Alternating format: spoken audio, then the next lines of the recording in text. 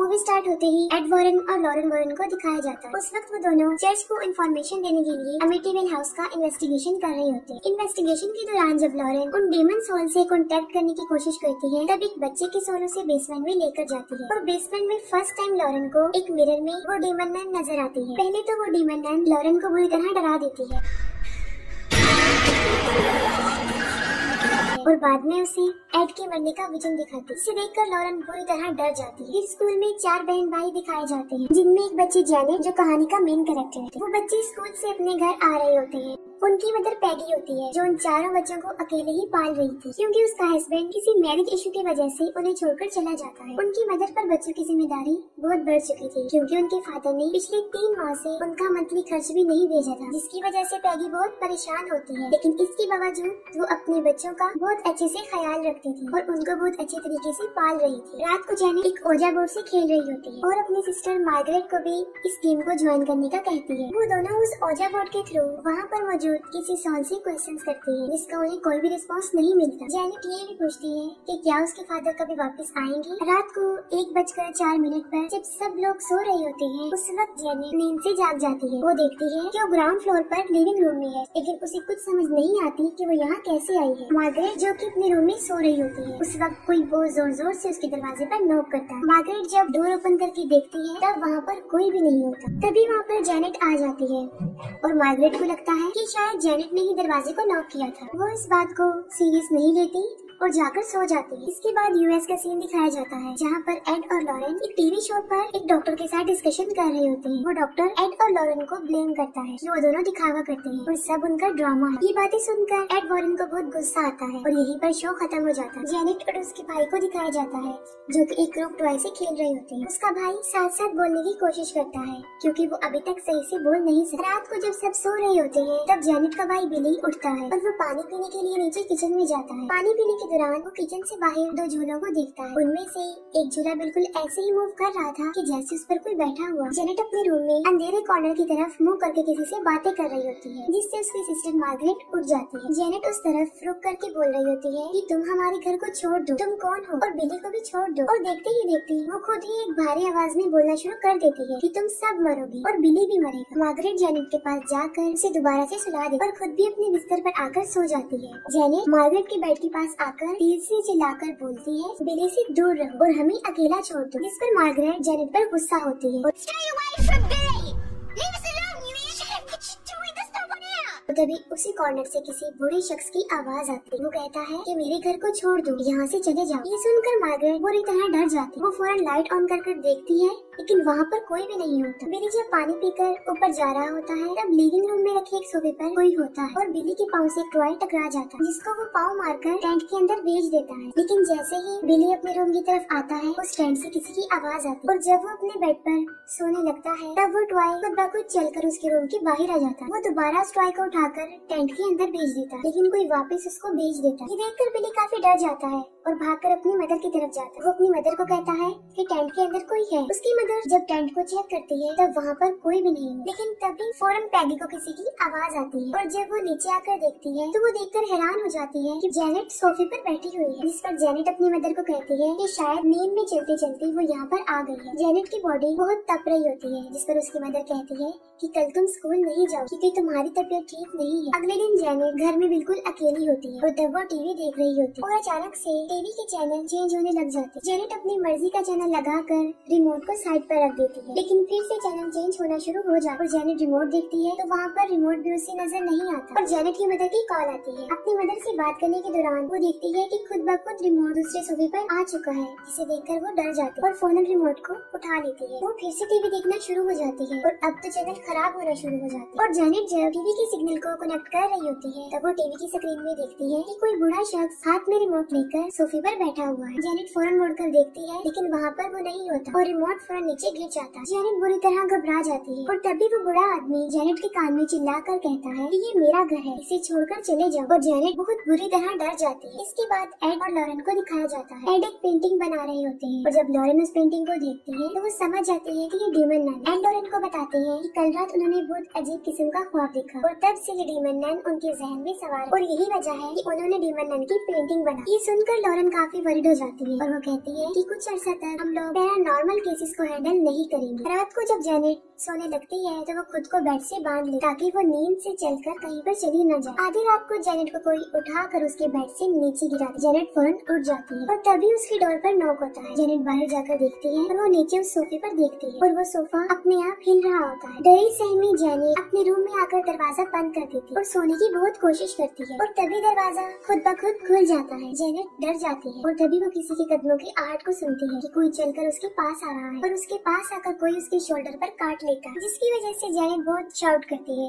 और मार्गरेट भी उठ जाती है। लेकिन तभी उनके बेड जोर जोर से हिलना शुरू हो जाते हैं। दोनों लड़कियां भागकर अपनी मदर के पास आती हैं। पैगी जब रूम को चेक करने आती है तब उसे वही ओजाबोर्ड मिल जाता है, जिसे देखकर वो दोनों को काफी डांटती है और तभी उनकी नजरों के सामने एक ड्रेसिंग टेबल मूव होता हुआ दरवाजे को बंद कर देता है और अब तो सभी लोग डर जाते और घर से भागकर नेबर के घर में आ जाते। पैगी वो सब कुछ जो उनके साथ हुआ था अपने नेबर्स को बताती है और वो फौरन पुलिस को बुला लेते हैं। पुलिस जब घर की चेकिंग कर रही होती है तब उन्हें दीवारों में से किसी का शोर आता है और तभी एक चेयर अपने आप मूव होता हुआ नजर आता है। पुलिस पैगी को बताती है ये केस उनके बस का नहीं है। जाते हुए लेडी पुलिस पैगी को मशवरा देती है कि वो चर्च से हेल्प ले। फिर लॉरेन अपनी बेटी के साथ दिखाई जाती है और वहाँ पर फिर उसे एक विजन नजर आता है जिसमें वही डीमन नन लॉरेन को बुरी तरह डरा देती है और जब लॉरेन उसे पूछती है कि वो कौन है तो इसी दौरान लॉरेन अपने पेन से अपने बाइबल के पेजेस को फाड़ रही होती है और लॉरेन फिर से उससे पूछती है कि वो क्या चाहती है और वो फिर से एड के मरने का विजन दिखा। लॉरेन जब विजन से बाहर आती है तो वो बुरी तरह घबरा जाती है और उसकी बेटी उसे होश में लाती। एक टीवी शो वाले पैगी को जेनेट और मार्गरेट के इंटरव्यू के लिए ऑफर करते थे। इंटरव्यू के दौरान जब एंकर वहाँ पर एक सवाल करता है कि अगर कोई भूत यहाँ पर है तो वो हमसे कांटेक्ट करे, तभी जेनेट की आवाज खुद ब खुद बदल जाती। जेनेट एक बूढ़े आदमी की आवाज में बोलती है। वो बूढ़ा आदमी कहता है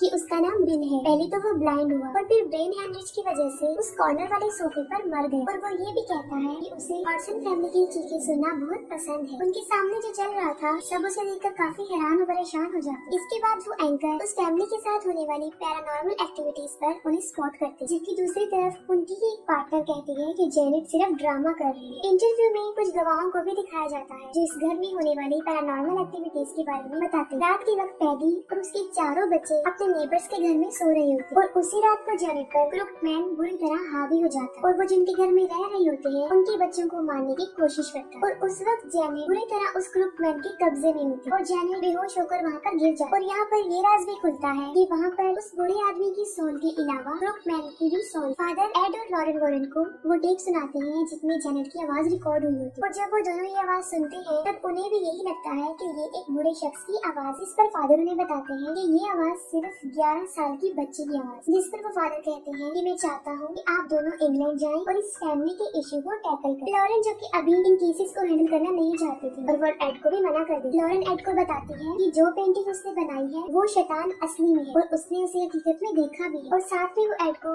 ये भी बता देती है कि उसने उस डीमन नन को कहाँ देखा था और उसी ने एड की मौत की विजन भी दिखाई। जिस पर एड लॉरेन को समझाते हैं कि किसी फैमिली को उनकी हेल्प की जरूरत है और इसीलिए उन लोगों को उनकी हेल्प करनी चाहिए और फाइनली लॉरेन इस बात पर एग्री हो जाती है। फिर एड और लॉरेन वॉरेन इंग्लैंड पहुँच जाते और जब वो उन लोगों के घर पर जाते हैं तब पैगी उन्हें जेनेट का रूम दिखाई। उस रूम में बहुत सारे क्रॉस दीवारों पर लगे हुए थे। पैगी एड को बताती है कि ये सब उन्होंने इसलिए लगाए हैं ताकि शैतान की ताकत को थोड़ा सा कम किया जा सके, लेकिन इसके बावजूद भी आवाजें आती रही और पैगी दोबारा से उस रूम को लॉक करती है। पैगी उन लोगों को वो सोफा भी दिखा देती है जिसका कई मर्तबा हम जिक्र कर चुके हैं। जेनेट रोती हुई लॉरेन को बताती है कि वो सारी रात सो नहीं सकी और कहती है कि पहले मैं स्कूल में सो जाती थी लेकिन अब तो वो स्कूल भी नहीं जा रही। लॉरेन जेनेट से उसके अंदर से आने वाली उस बूढ़े शख्स की आवाज के बारे में पूछती है। एड और लॉरेन चर्च को प्रूफ देने के लिए जेनेट को उस सोफे पर बिठा देते और भूतों से राब्ता करने की कोशिश करती। जेनेट उन सबको बताती है कि शैतान तब तक बात नहीं करेगा जब तक कि वो सब लोग उसकी आंखों में आंखें डालकर देखते रहेंगे। इस पर सब लोग अपना फेस टर्न कर लेते और फिर एड उस सॉल से क्वेश्चन करता है जिसका वो आंसर भी करता। वो सोल कहती है कि वो अपनी फैमिली से यहाँ पर मिलने आई है। इस पर एड उसे वो क्रॉस दिखाते हैं, जिसे देखकर वो डर जाती है और शाउट करने लग जाती है कि मुझे जाने दो,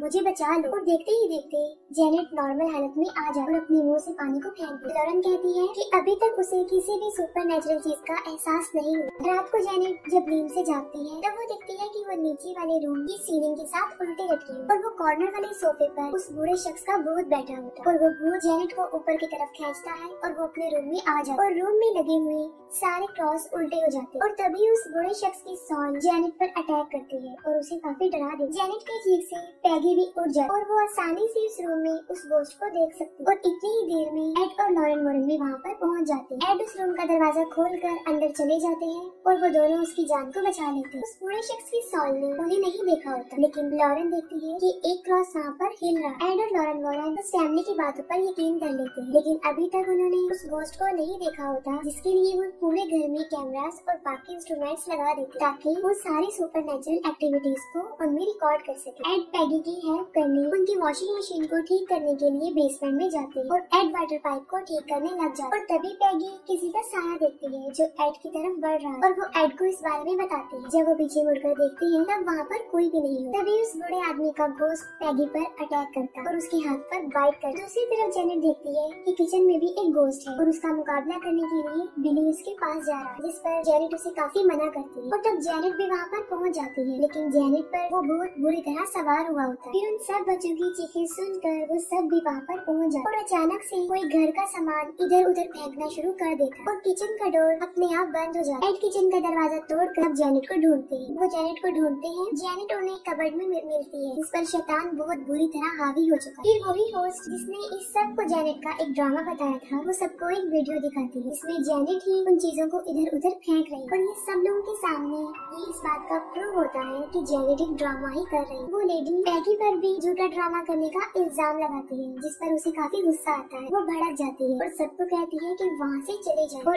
एड और लॉरेन वॉरेन भी वहाँ से चले जाते हैं। इन सब में सिर्फ उनके नेबर्स ही हैं जो पैगी पर यकीन रखते हैं। जेनेट के ब्रदर एंड सिस्टर जब उससे पूछते हैं कि उसने ऐसा क्यों किया, तब वो कहती है कि उस डीमन सोल ने उसे ऐसा करने को कहा और अगर वो ऐसा नहीं करती तो वो डीमन सोल उसके भाई जोनी को मार दे। एड और लॉरेन वॉरेन को भी इन बातों पर यकीन नहीं आया, लेकिन वो ये सोच रहे थे कि अगर जेनेट ने ड्रामा ही करना था तो उसने उस रूम में क्यों किया जहाँ पर कैमरास लगे हुए। एड को वो डाटा जो उसने वहाँ पर कैप्चर किया था वो रिकलेक्ट होता और जब जेनेट पर वो बूढ़ा शख्स हैवी हुआ था, वो उस वक्त की रिकॉर्डिंग को सुनते हैं। तब उसे दो अलग से रिकॉर्ड की हुई आवाज से एक मैसेज मिलता है और जब वो दोनों रिकॉर्डिंग्स को एक साथ प्ले करता है तब वो मैसेज कंप्लीट हो जाता है और वो मैसेज था कि वो मुझे जाने नहीं दे। और तभी लॉरेन को एक विजन आता है। लॉरेन को उस विजन में नजर आता है कि उस बूढ़े शख्स का घोस्ट उस सोफे पर बैठा हुआ। वो बूढ़ा शख्स लॉरेन को बताता है कि वो अपनी फैमिली से मिलने यहाँ पर आया था और अब वो यहाँ से जा रहा है और कहता है कि वो मुझे अब जाने नहीं दे। और वही शैतान जेनेट पर भी हावी है और वो जेनेट को कभी भी छोड़ेगी नहीं। और वो लॉरेन को उस शैतान को कब्जे में लाने का हिंट भी देता है। और तब लॉरेन को बूढ़े आदमी की सोल के पीछे वो डीमन नन नजर आती है और तभी लॉरेन अपने विजन से बाहर आती है। उस वक्त उसकी नाक से ब्लीडिंग हो रही होती है और तब वो दोनों समझ जाते हैं कि वहाँ पर कुछ गड़बड़ है और वो वापस पैगी के घर पर आ जाते और बूढ़े आदमी की सोल और वो क्लुक में सिर्फ एक मोड़ा ताकि वो असली शैतान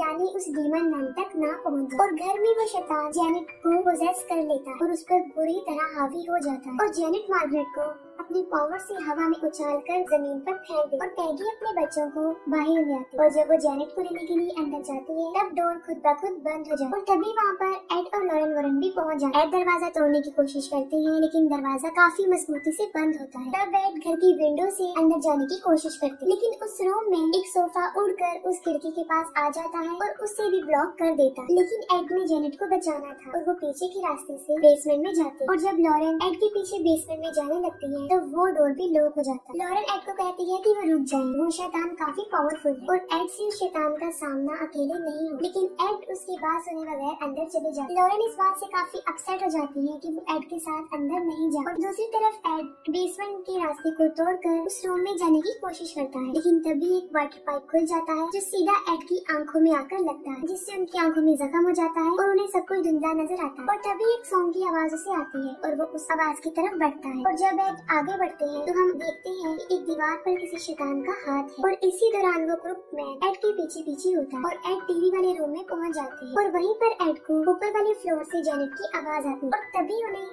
शैतान की आवाज भी आती। तभी एड अपने गले से क्रॉस को निकालकर उस शैतान को वास्ता देते हैं कि वो वहाँ से चला जाए और वहीं पर लॉरेन शैतान से रेलेवेंट सारी मेमोरी को रिकलेक्ट कर लेती है और लॉरेन को फौरन याद आ जाता है कि उस शैतान ने लॉरेन को अपना नाम भी बताया और शैतान का नाम उसके सामने लेकर उसकी पावर को कमजोर किया जा सकता और उस पर हावी भी हुआ जा सकता। और तब लॉरेन को ये भी याद आ जाता है कि उसने उस डीमन नन का नाम अपने बाइबल में भी लिखा। तभी आसमान से बाहर वाले दरख्त पर बिजली आकर गिर जाती और वो टूट जाता है और उस ट्री का शेप बिल्कुल वैसा ही बन जाता है जैसा लॉरेन को उसके विजन में नजर आता। दूसरी तरफ एड जेनेट को ढूंढते हुए फर्स्ट फ्लोर पर पहुंच जाते हैं और फौरन वहाँ पर क्रूगमैन आ जाता है जो कि एड पर हमला कर देता है, लेकिन एड अपनी जान बचाती है और तभी एड भी जेनेट के रूम में पहुंच जाते हैं और वो देखते हैं कि वो डीमन नन पूरी तरह जेनेट पर हावी हो चुकी है। तभी अचानक से विंडो का ग्लास टूट जाता है और जेनेट वहाँ से कूदने की कोशिश करती है और नीचे वही नोकदार ट्री होता है। एड उसे काफी रोकने की कोशिश करती है, लेकिन जैसे ही जेनेट जंप करने लगती है एड उसका हाथ पकड़ लेती है, लेकिन यहाँ पर आकर एड भी फंस जाते हैं और वो दोनों आहिस्ता आहिस्ता नीचे गिरना शुरू हो जाते हैं। इतनी ही देर में लॉरेन उस रूम में पहुँच जाती है और वो देखती है कि वहाँ पर डीमन नन भी जो सब कुछ कर रही है। जैसे ही लॉरेन एड को बचाने के लिए उनकी तरफ बढ़ती है वो डीमन नन अपनी पावर से लॉरेन को दूर फेंक देती है। तभी लॉरेन उस डीमन नन को उसके नाम वॉलेक से बुलाकर उसे वापस जहन्नुम में जाने का कहती है और आहिस्ता आहिस्ता उस डीमन शैतान की पावर कम होती जाती है और उस डीमन नन को वापस जहन्नुम में जाना पड़ता है। तभी लॉरेन एड और जेनेट की हेल्प करती है और उन्हें ऊपर की तरफ खींच लेती है। इस तरह उन दोनों की जान बच जाती है। डीमन नन के वहाँ जाने से सब कुछ नॉर्मल हो जाता है और लास्ट में हम देखते हैं कि जेनेट भी अब बिल्कुल नॉर्मल हो चुकी है और जेनेट और पैगी एड और लॉरेन को उनकी हेल्प करने पर थैंक्स बोलने आती है। इसके साथ ही यहीं पर मूवी एंड हो जाती है।